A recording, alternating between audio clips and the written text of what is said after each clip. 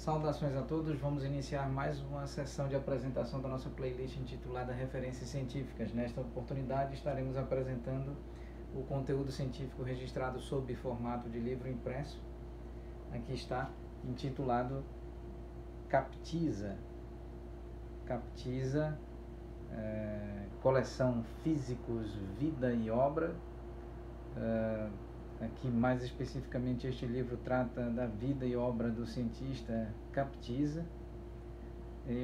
Esta coleção Físicos, Vida e Obra é de autoria dos ilustres e nobres e eminentes cientistas, professor José Maria Filardo Bassalo, professor Francisco Caruso.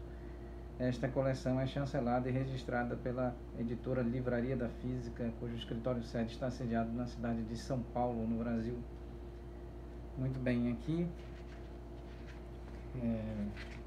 primeiramente o nome completo deste cientista: Piotr Leonidovich Captisa. Captisa nasceu em 1984 na Rússia, no antigo Império Russo, no então Império Russo, e desencarnou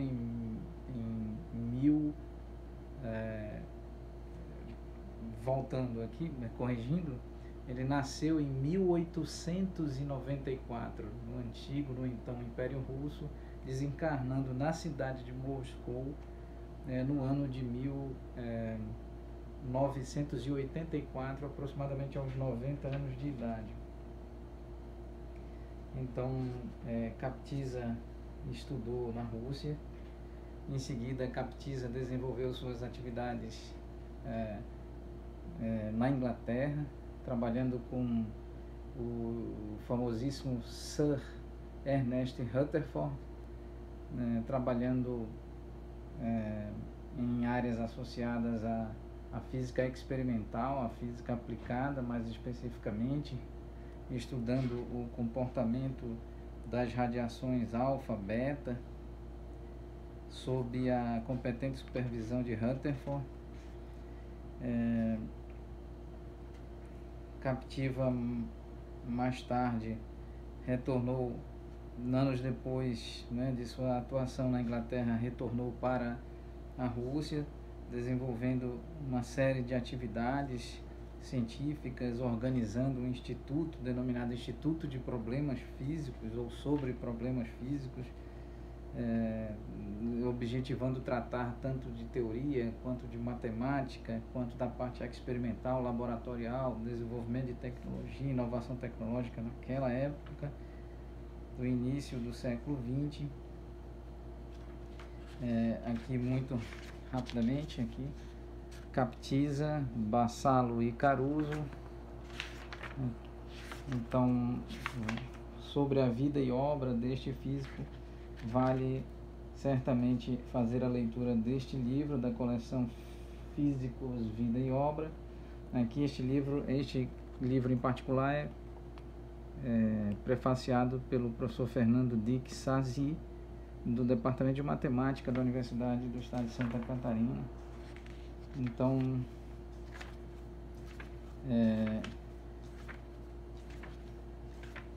aqui a experiência na Universidade de Cambridge, no Reino Unido, de 1921 a 1934.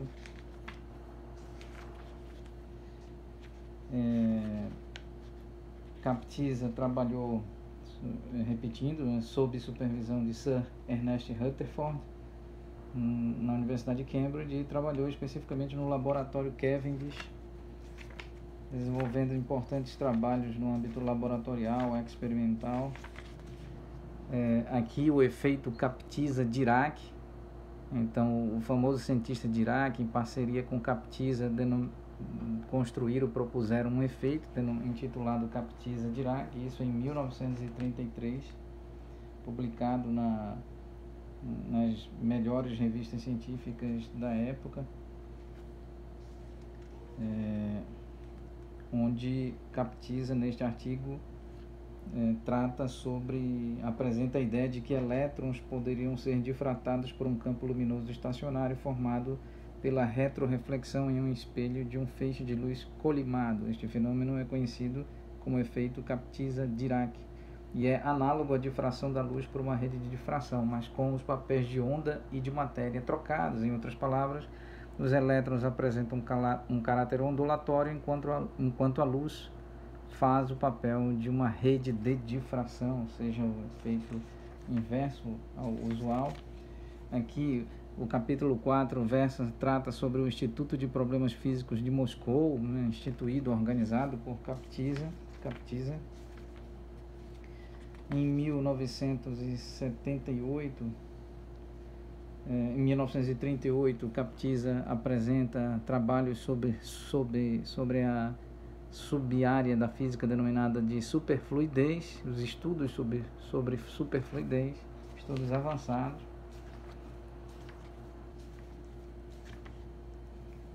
Aqui no capítulo 6, sobre questões políticas associadas ao cruel regime soviético, e a delicada e complexa relação de Kaptiza com o regime